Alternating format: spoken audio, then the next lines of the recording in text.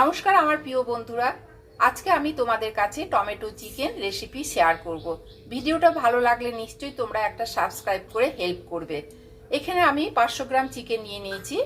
এর মধ্যে আমি কাশ্মীরি লঙ্কা গুঁড়ো নিয়ে নিলাম 1 চামচ, অল্প করে হলুদ গুঁড়ো নিয়ে নিলাম 1/2 চামচ, রসুন পেস্ট নিয়ে নিলাম 1 চামচ, আদা পেস্ট 1 চামচ দিয়ে ভালো করে এটাকে 15 মিনিট আমি হাত দিয়ে মেখে নিচ্ছি। 15 মিনিট মাখিয়ে রাখবো।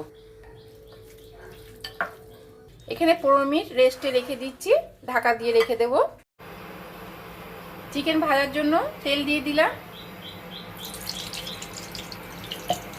এখানে এই টমেটোগুলোকে পেস্ট করে নেব, 4-5 খানা টমেটো। চিকেনগুলো ভেজে নিচ্ছি, একবার করে উল্টে নিচ্ছি চিকেনগুলোকে। বেশি কিন্তু ভাজবো না, অল্প করে ভেজে নিয়েছি। ভাজা হয়ে গেছে, উঠিয়ে রাখছি।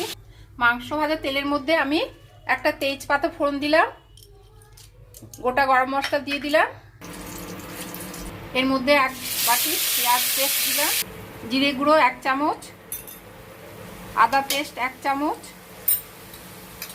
রসুন পেস্ট 1 চামচ, ধনে গুঁড়ো 1 চামচ, হলুদ গুঁড়ো 1 চামচ, লঙ্কা গুঁড়ো এখানে বেশি করে দিয়ে দিচ্ছি, 1 চামচ থেকে 1.5 চামচ দিয়ে দিলাম। দিয়ে ভালো করে মশলাটা কষে নেব। লবণ 1 টেবিল স্পুন দিয়ে দিলাম। দিয়ে মশলা এখন ভালো করে কষতে থাকবো যতক্ষণ না মশলার থেকে তেল বেরিয়ে আসে। মশলা কষানো হয়ে গেছে, টমেটো পেস্টটা দিয়ে দিলাম। টমেটো পেস্ট দেওয়ার পর আবার ভালো করে কষে নিচ্ছি মশলা। চিকেন দিয়ে দিচ্ছি, চিকেন ভাজাগুলো। চিকেন দিয়েও ভালো করে মশলাটা কষে নেব যাতে চিকেনের ভেতরে মশলাগুলো ঢুকে যায়। 1 চামচ মিষ্টি দিয়ে দিলাম। চিকেনের মধ্যে গরম জল দিয়ে দিচ্ছি, দিয়ে আমি 15 মিনিট ঢাকা দিয়ে রেখে দেব। 15 মিনিট পরে আবার ঢাকা খুললাম। হয়ে গেছে টমেটো চিকেন। ওপর থেকে চেরা কাঁচা লঙ্কা দিয়ে আবার 2-3 সেকেন্ড ঢাকা দিয়ে রেখে দিচ্ছি। 2-3 সেকেন্ড পর ঢাকা খুললাম।